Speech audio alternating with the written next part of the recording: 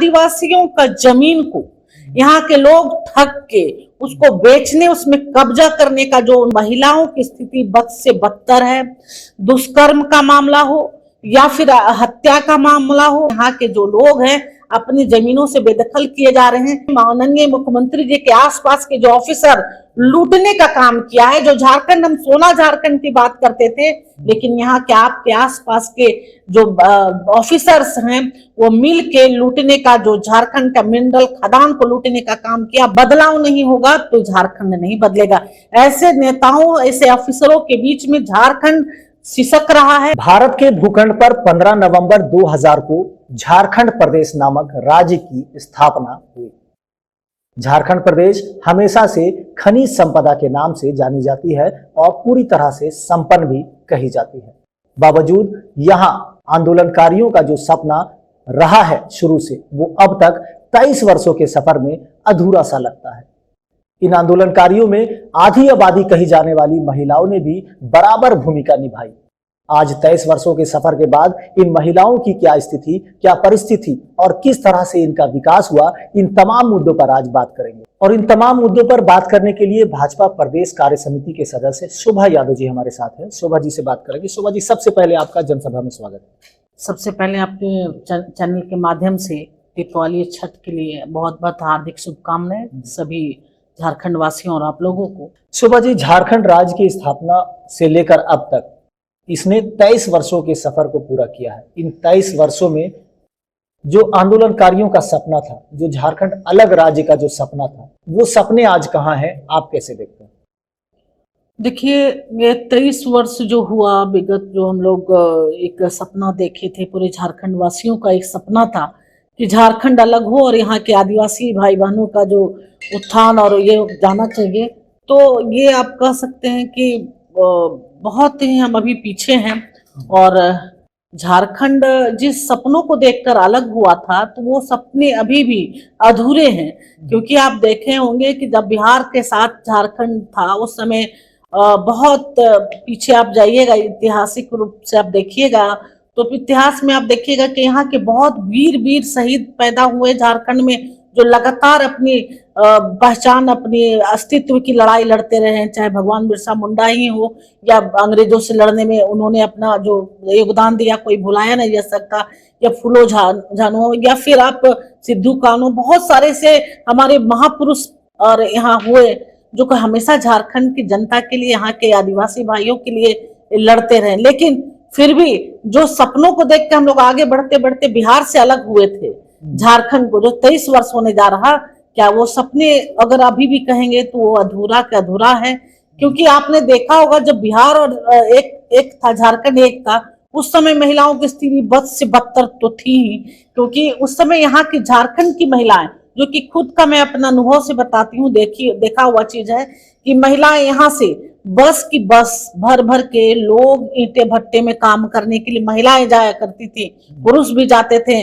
अपने बच्चों को पीठ में जो बेतरा कहते हैं आप बांध करके वो ईटा भट्टा में काम करने का जो काम करते, फिर भी वहां जाने के बाद भी उनके साथ शोषण होता था। ये मेरा निजी अनुभव, मैंने देखा है, बहुत नजदीक से, जन्म से मैंने देखा है झारखंड को। तो मैं देखी हूँ कि महिलाओं के साथ दुराचार, चाहे एक तरह से कहिए कि जो गई बाहर तो उनके साथ गलत ढंग से उनको पैसा नहीं देना और बहुत गरीबी, जो कि उसी को देखते हुए हम लोग को लगा कि झारखंड अलग हुआ तो अब इसके ये सुधार होगा। तो हाँ, बहुत परिस्थितियां बदली जब हमारे माननीय मुख्यमंत्री जी, प्रथम मुख्यमंत्री जी बाबूलाल मरांडी जी जब मुख्यमंत्री बने, तो वो उन्होंने 27 माह के अपने कार्यकाल में जो झारखंड को गढ़ने का काम किया और जो यहाँ की महिलाओं को सम्मान और रोजगार देने का काम किया, और जो पलायन पहले हो रहा था वो बंद हुआ और महिलाओं को अब लगने लगा कि ये हमारा झारखंड है, और खासकर आदिवासी महिलाओं का ये हमारा झारखंड है, हमारा मुख्यमंत्री है। और इस बार हमारा जो है, जो अपने देश में, अपने राज्य में, मतलब अपने भूमि में, अपने जन्मभूमि में हम इज्जत मान सम्मान के साथ काम करके खा सकते हैं।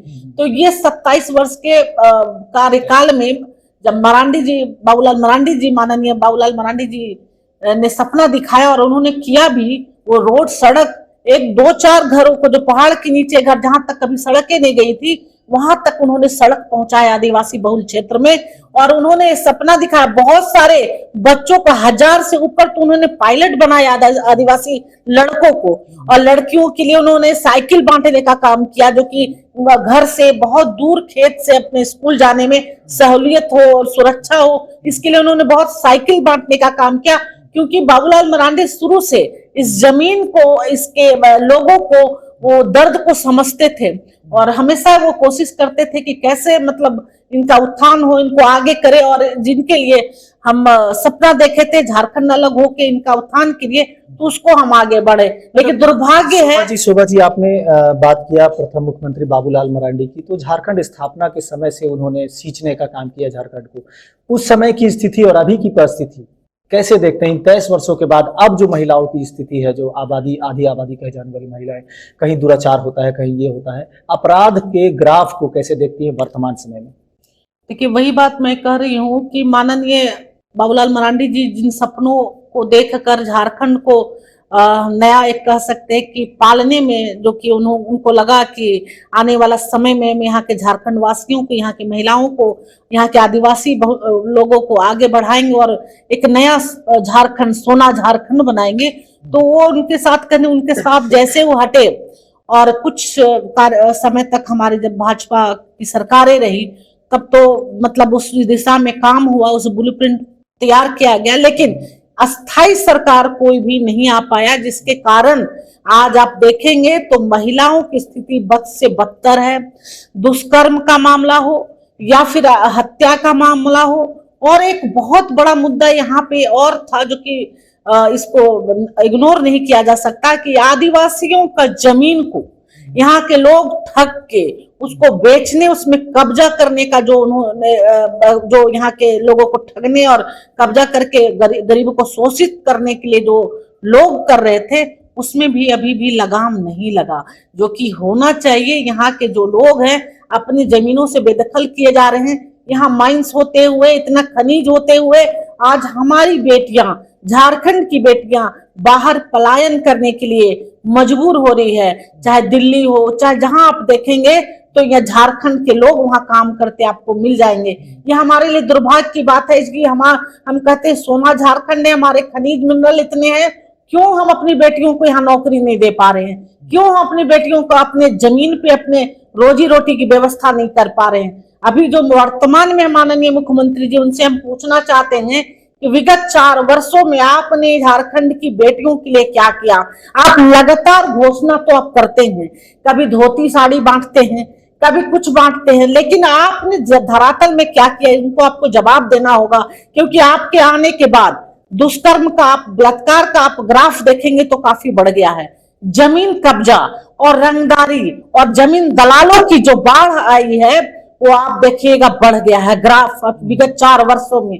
उसके बाद अब साथ में माननीय मुख्यमंत्री जी के आसपास के जो ऑफिसर लूटने का काम किया है, जो झारखंड, हम सोना झारखंड की बात करते थे, लेकिन यहाँ के आपके आसपास के जो ऑफिसर्स हैं, वो मिल के लूटने का, जो झारखंड का मिनरल खदान को लूटने का काम किया, बालू खदान और जितने भी, वो आप देख सकते हैं कि झारखंड अब सिसक रहा है। ये खोखला कर दिया लूट के, जो कि झारखंड इस बात के लिए हम लोग सपना देखे थे, आप कह सकते हैं अभी सिसक रहा। अभी एक नई नेतृत्व और एक ऐसे कर्मठ हमारे बाबूलाल मरांडी जैसे नेता का जरूरत है, जो झारखंड को फिर से गढ़े और इस सोना झारखंड बनाने का। तो ये आपने कहा वर्तमान की सरकार में, तो क्या ये भाजपा शासनकाल में पलायन, भ्रष्टाचार और इस तरह के मामले नहीं थे क्या? जी, आपने सही सवाल किया। जब आपको याद होगा रघुवर दास का 5 वर्ष जो सरकारें रही, उस सरकार में तो आप देखे होंगे 1 रुपया में रजिस्ट्री होता था महिलाओं को, जो कि आप समझ सकते हैं एक महिला को एक घर अगर उसके नाम से रहेगा तो एक आत्मसम्मान भी और पारिवारिक सम्मान और एक विश्वास रहता था। उसको ये सरकार आते आते खत्म कर दी। ये महिला विरोधी सरकार है। और उसके बाद रघुवर सरकार में जो जो काम हुए हैं वो कभी भुलाया नहीं जा सकता। जब जब भाजपा की सरकार रहेगी, हमेशा आदिवासियों को उत्थान, उनके रोजगार, उनके विकास के लिए लगातार काम करते रहे और एक ब्लूप्रिंट बना के काम करते रहे हैं। ये नहीं है कि कुछ इधर से अनाउंस कर दिए, कुछ इधर से अनाउंस कर दिए, हमेशा लगातार उनके लिए काम करते रहे हैं। सत्ता में भाजपा रहे या नहीं रहे, आप लगातार 5 वर्षों तक कार्यकर्ता सड़कों में उनके घर तक पहुंचते हैं और लोगों के बीच में रहते हैं। तो आप देखेंगे कि सरकार, भाजपा की सरकार जब जब भी रही है तो महिलाओं का, खासकर आदिवासी को उत्थान की बात ही नहीं की है, वो कार्य भी की है। शोभा जी, इन 23 वर्षों के सफर में युवाओं के लिए शिक्षा, रोजगार, इसके पैमाने को कैसे देखते हैं? 23 वर्षों में क्या कुछ सुधार हुआ या फिर कुछ विफलताएं हुई, क्या कुछ चुनौतियां रही, कैसे देखते हैं? देखिए, सही बात है, जब झारखंड अलग हो रहा था तो यहाँ के स्थानीय नीति की बात थी कि यहाँ के स्थानीय लोगों को नौकरियां मिले ताकि यहाँ सुखी संपन्न हो और पलायन नहीं करे। जैसे नौजवान बाहर जाके 10,000 5,000 की नौकरियां जो कर रहे थे, तो जो पढ़े लिखे नौजवान थे उनको भी नौकरी नहीं मिल रहा था। तो एक सपना उन्होंने भी देखा था और एक आशा भी, उम्मीद भी था कि झारखंड अलग होने के बाद ऐसा होगा। तो मैंने आपको पहले भी कहा कि 3.5 साल 27 माह के कार्यकाल में बाबूलाल मरांडी जी ने बहुत नौजवानों को नौकरियां दी थी। उस समय आप देखेंगे निकाल के। लेकिन अभी जो हो रहा, तो लगातार जैसे भाजपा सरकार भी बीच में रही तो उसमें भी नौजवानों को नौकरियां मिले कि आशा के अनुरूप अभी जो 4 वर्ष में जो इन्होंने घोषणा कर रहे हैं, और हेमंत सरकार जैसे जो बोल के आई, जो वादा करके आई कि नौजवानों को नौकरियां और महिलाओं को सुरक्षा, महिलाओं को अधिकार, जो शिक्षा, स्वास्थ्य के में, तो ये जो है कि ये बिल्कुल ठगने और अपने आप को ठगा महसूस कर रहे हैं। हेमंत सरकार के 4 वर्षों के कार्यकाल जो हो रहा है, इसमें 2 वर्ष तो कोरोना काल में ही बीत गए जैसा कहना है। 2 वर्ष कोरोना काल में बीत गए, लेकिन आप काम जो था आप 2 वर्ष में भी तो कर सकते थे। 2 वर्ष में आपने क्या किया? और कोरोना काल में ऑफिस में भी काम तो लगातार हो ही रहा था, और कोरोना काल के बाद अब 2 वर्ष मिला तो उसमें सिर्फ घोषणा और लूटने का काम इन्होंने किया। अगर 2 वर्ष भी सरकार बहुत गंभीरता से काम करे तो कम से कम मूलभूत सुविधाएं, जो पानी, बिजली और सड़कें, वो आप कर सकते थे। लेकिन वो भी आप देख सकते हैं कि राजधानी में पानी के लिए लोग तरसते हैं। 2 बजे रात में उठ के पानी के लिए आप हिमपुरी एरिया लीजिए, चाहे कहीं भी वैसा एरिया जो संघन इलाका है, वहां लोग पानी पीने के लिए दूर दूर जाते हैं लाने के लिए। तो आपने क्या किया? आपने सिर्फ लूटने का काम किया, अपने ऑफिसरों को बचाने का काम किया। यही झारखंड का सपना पूरे झारखंड वासियों ने देखा था। क्या आपने, आपके पिता ने, आप कहते हैं कि हमारे पिता और हम लोगों ने सपना, झारखंड का सपना देखा कि अच्छा झारखंड, तो क्या यही सपना आपने देखा? तो ये सवाल मुख्यमंत्री जी को अपने आप से करना चाहिए कि इस झारखंड की सपना आपने देखा? आपके पास भी समय मिला था, आपने भी गढ़ने का काम कर सकते थे, लेकिन आप सिर्फ घोषणाओं का काम करते रहे, घोषणाओं का पुलिंदा हो गए। लेकिन ये कह सकते धरातल में कुछ भी। वर्तमान में जो झारखंड की स्थिति है, परिस्थिति है, 23 वर्षों का सफर हो चुका है। आप भी काफी एक्सपीरियंस है, काफी जानकार है। महिलाओं के साथ हमेशा से आप घुल मिल कर रही है, एक मुखरता से उनकी बातों को, मुद्दों को रखती रही है। झारखंड राज्य के विकास के लिए कौन सी समस्याएं, कौन सी चुनौतियां सामने है कि विकासशील झारखंड से हम विकसित की ओर आगे बढ़े? क्या कुछ कमियां रह गई है? कैसे हमें आगे बढ़ना चाहिए? सरकार को क्या कुछ आप? देखिए, सबसे पहले तो सरकार जिसकी भी बने, तो सरकार अगर हमें भाजपा की बनती है तो अभी जो नौजवानों की नौकरियां की बात आपने किया था, तो नौजवान जो है उनको जो घोषणाएं तो कर रही है सरकार, जो वर्तमान है वो पूरा नहीं कर रही है। तो नौजवान को नौकरी से तो जोड़ना ही होगा और उनके लिए बहुत योजना लेके भी आएगी। और महिलाएं हैं, जो लड़कियां हैं, उनको शिक्षित करने, और जो शिक्षा का जो है वो ग्रामीण क्षेत्र तक, वहां तक जाए और उनको अपने अधिकार के बारे में पता हो कि सरकार आपको क्या क्या अधिकार दे रही, क्या क्या सुविधाएं दे रही है। उनकी जानकारी बहुत ज्यादा ग्रामीण क्षेत्र में नहीं होता है।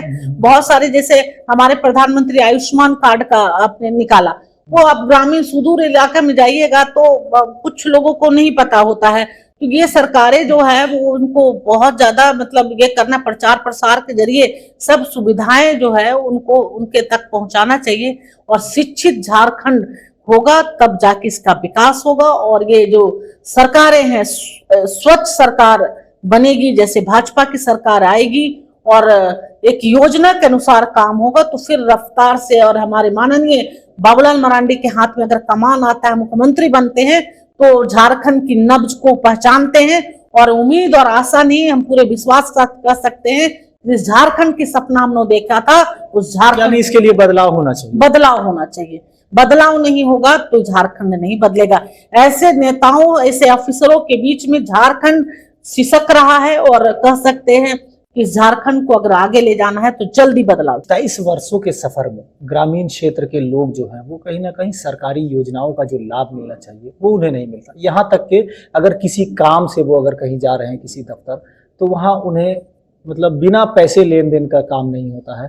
चूंकि आप भी महिला हैं, जनप्रतिनिधि हैं, आप भी जाते होंगे ग्रामीण क्षेत्रों में, क्या कुछ वहाँ पे? आपने बहुत अच्छा सवाल किया, क्योंकि ये बहुत ही गंभीर सवाल है।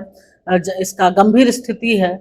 आप ग्रामीण क्षेत्र में आप जब जाइएगा तो वहाँ पे एक गरीब किसान जो कि कमाता खाता है अपना, वो एक जमीन का कोई काम हो या फिर आपका जन का प्रमाण पत्र बनाना हो या फिर कोई आवासीय हो, कुछ भी बहुत तरह का है कि सबका बच्चे जो पढ़ते हैं वहां पे फॉर्म भरने के समय उनको जरूरत पड़ता है। अगर उसके लिए जाए या तो आप देखेंगे कि गरीब किसान जो इतना खर्च करके बेचारा बहुत दूरी तय करके साइकिल से टेम्पो से पहुंचता है, और वहां जाने के बाद जब वहां ऑफिसर से पहले तो क्लर्क और वहां दलाल बिचौलिए जो मिलते हैं वो पहले उनसे पैसा ठगने का काम करते हैं। उसके बाद जो उनका हक है कि ये सरकार की जो नौकर हैं वहां पे जो ऑफिसर बैठे हुए हैं उनके लिए बैठे हुए हैं, उनके काम सुविधा के लिए बैठे हुए, वही उनका दोहन करते हैं और बेचारा किसी तरह 200-500 जो भी खर्च करके एक सर्टिफिकेट बनाते हैं जो कि उनका अधिकार है। तो आज की स्थिति है कि जमीन का कागज है, बेचारा किसान का जमीन घर में पड़ा हुआ है, उसको लग रहा मेरा जमीन है। वहां आप देखोगे जाके तो सीओ ऑफिस में वो जमीन को किसी और ने बेचने का गलत पेपर बना लिया। तो दौड़े दौड़े जब वहां जाते हैं तो वहां भी धक्का खाते रहते हैं, कोई सुनने वाला नहीं है। फिर वो पैसा देंगे तब उनका कागज का कोई टुकड़ा भी बता पाएगा। लोग एक तरह से कह सकते पूरी तरह भ्रष्ट सरकार अभी है। और शुरू से भी ये जो है इस पे ध्यान देने की जरूरत है कि ग्रामीण क्षेत्र में जो लोगों की सुविधाएं मिलना चाहिए, जो कि वहां के ऑफिसर पे कमांड चाहिए, जो ऑफिसर वहां जाते हैं जो भी सरकार रहे उस पे कमांड हो ताकि उनको सुविधाएं मिल जाए। और जो आम व्यक्ति तक जो सुविधाएं सरकार का है वो नहीं मिल पाता है। इसके चलते आज भी झारखंड पीछे है। अगर हमारे ग्रामीण भाइयों को आसानी से घर जाके आसानी से काम हो जाए, सरकार ये व्यवस्था करनी चाहिए कि इन सब कामों के लिए एक किसान एक ग्रामीण भाग दौड़ ना करे, उनको आराम से मिल जाए। ये व्यवस्था होगी तब हम नए झारखंड का सपना को देख सकते हैं कि साकार होते हुए देख सकते हैं। नहीं तो आज भी देखेंगे कि इन लोग परेशान है और उनका दोहन गरीब का ही दोहन करता है जो वहां ब्लॉक में बैठा हुआ बिचौलिया है। अब किसके जरिए बिचौलिया वहां आते हैं, कैसे वो काम करवाते हैं, आप भी समझ सकते हैं। तो सरकार को इसमें कमांड करना चाहिए। जब वर्तमान की हेमंत सोरेन की सरकार लगातार कह रही है कि हम नियुक्तियां बांट रहे हैं, लोगों को नौकरियां दे रहे हैं, लेकिन लोगों का कहना है कि कहीं कोई नियुक्तियां नहीं है। जितनी भी नियुक्तियां नौकरियां निकलती है, चाहे एसएससी की हो, चाहे जो भी जितनी भी नियुक्तियां है विभिन्न विभागों की, वो कहीं ना कहीं एक पेच में फंस जाता है और एक उस पर विवाद लग जाता है, इस तरह की चीजें। तो फिर ऐसे में जो युवा है उनकी उम्र भी निकलती जाती है, तो कैसे वो विकास करेंगे, कैसे आगे बढ़ेंगे? आपने जो पूछा बहुत सेंसिटिव बातें हैं, क्योंकि यहाँ के युवा जो है बहुत सारे जब देखते हैं बहुत गरीब परिवार के आते हैं और बहुत मुश्किल से पढ़ लिख के इस लायक बनते हैं कि कोई कंपटीशन का एग्जाम में बैठ सके। बैठने के बाद ये झारखंड ऐसा स्टेट है कि जहाँ जो भी नौकरियां सरकारी नौकरियां के लिए वैकेंसी निकलता है सभी विवादों में उलझ जाता है, जिसके कारण ये हमारे जो युवा वर्ग है जो देते हैं। आज देख रहे हैं जेपीएससी का मामला आप ले लिए, लगातार युवाएं जो एग्जाम देने के बाद धरना प्रदर्शन करते रहते हैं कि मेरा रिजल्ट नहीं हुआ, रिजल्ट हुआ तो इसमें धांधली हो गया, इसमें इंटरव्यू। तो कहीं ना कहीं आप देखिएगा तो इसमें सचमुच युवा वर्ग ठगे जा रहे हैं। आधी आबादी कही जाने वाली महिलाओं का अब तक कितना उत्थान हुआ, कितना विकास हुआ, जबकि वर्तमान की सरकार भी महिलाओं को सशक्त करने की बात कर रही है। आप क्या मानती है, चूंकि आप भी महिला है? देखिए, सबसे पहले तो ग्रामीण क्षेत्र में जितने स्कूल हैं और या शहरी क्षेत्र में तो महिलाओं के लिए जो सरकारी व्यवस्था होती है, टीचर की बहाली जो कि अभी हम देख रहे थे बिहार में 1.5 लाख या 2 लाख की बहाली हुआ है। तो इस ढंग से बहाली यहाँ के स्थानीय लोगों के लिए, महिलाओं के लिए अगर होता तो महिलाएं भी आगे बढ़ते। लेकिन अभी आप लगातार देख रहे हैं कि महिलाएं भी नौकरी की बात करिएगा तो उनको भी यही ठगे जा रही है। कोई सुविधा नहीं मिल रहा, जिसके कारण वो पलायन कर रही हैं। दिल्ली बॉम्बे जैसे महानगर में जाकर 10,000 5,000 में काम करने, दूसरे के यहाँ काम करने पे मजबूर हो रही है। तो सरकार को, जो भी सरकार होगी, उनको ये सोचना होगा कि यहाँ की महिलाओं को रोजगार से कैसे जोड़े। जब तक महिलाएं यहाँ से सशक्त नहीं होगी, कहा जाता है कि जब महिलाएं घर की सशक्त होती है तभी घर सशक्त होगा तो समाज होगा सशक्त, और राज्य होगा तब जाके देश सशक्त होता है। तो महिलाओं को सशक्त करने के लिए बहुत जरूरी है कि महिलाओं पे, उनको रोजगार से जोड़ने के लिए और शिक्षा से जोड़ने के लिए सरकार विशेष रूप से ध्यान दे। बहुत बहुत धन्यवाद। ये थी हमारे साथ भाजपा नेत्री शोभा यादव, जिन्होंने सीधे तौर पर, निष्पक्ष तौर पर मुखतर से अपनी बात रखते हुए कहा है कि बदलाव प्रकृति का नियम है और झारखंड में एक बदलाव जरूरी है। झारखंड के लोगों को अब तक 23 वर्षों के सफर में जो बुनियादी सुविधाएं, जो हक अधिकार मिलना चाहिए था, वो नहीं मिला। हालांकि भाजपा शासनकाल में इन्होंने सीधे तौर पर कहा कि भ्रष्टाचार और इस तरह के मामले कम थे, लेकिन वर्तमान में इनका ग्राफ जरूर बढ़ा है। ऐसे में शिक्षा, स्वास्थ्य, रोजगार युवाओं को देना जरूरी है, तभी झारखंड राज्य का विकास हो सकेगा।